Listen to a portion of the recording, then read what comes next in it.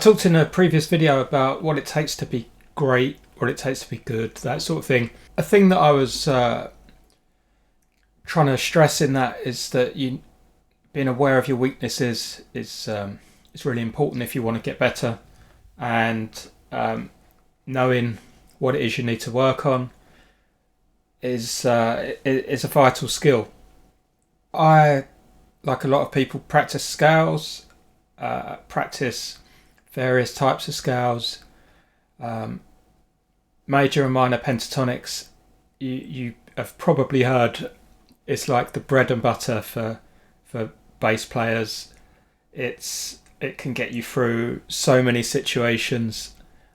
Just knowing, those 5 notes that you can play on a particular root note over a particular chord really just gives you a basis to lean on.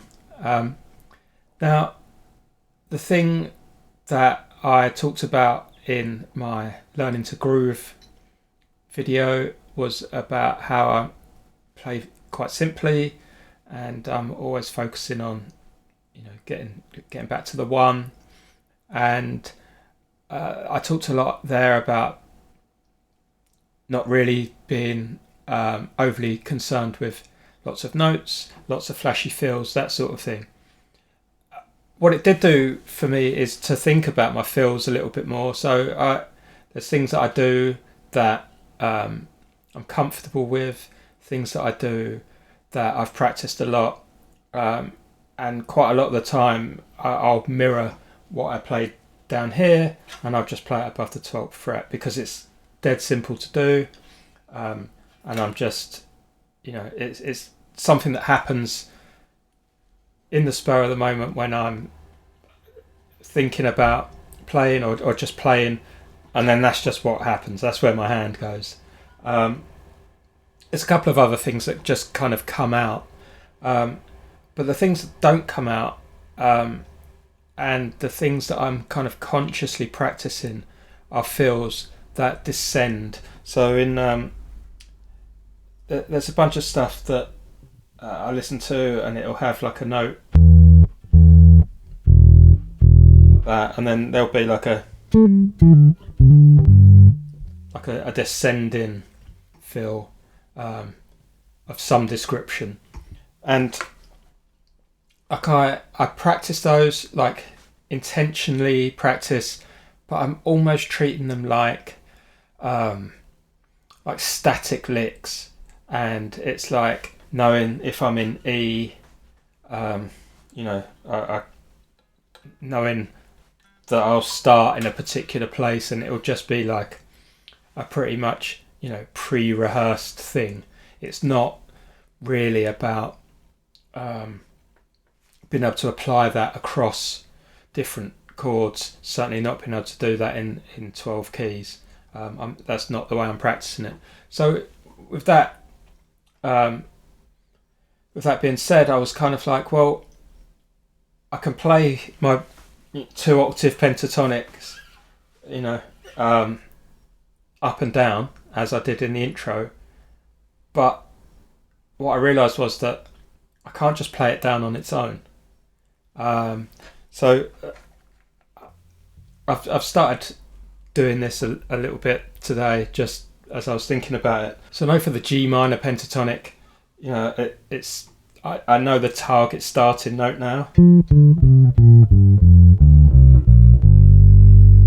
I can do that one, but I mean, give me another key and I'll struggle. I could probably work out F, because it's just going to be, a couple of frets down.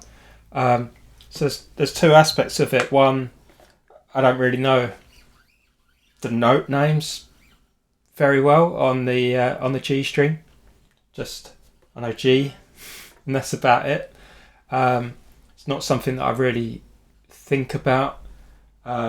Most of my kind of note knowledge is around the root notes where I'm playing them, and generally that's the E and the A string.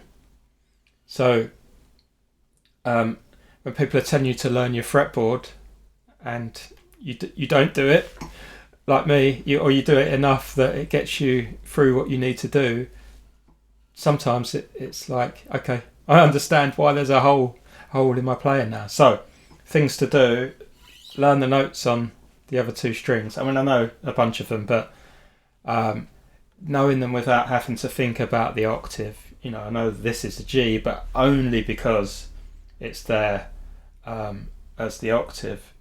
So yeah, that's a hole in my playing.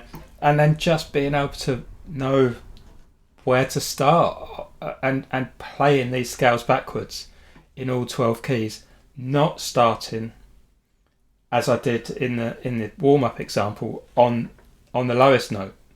So where I would just practice this, I'd do G,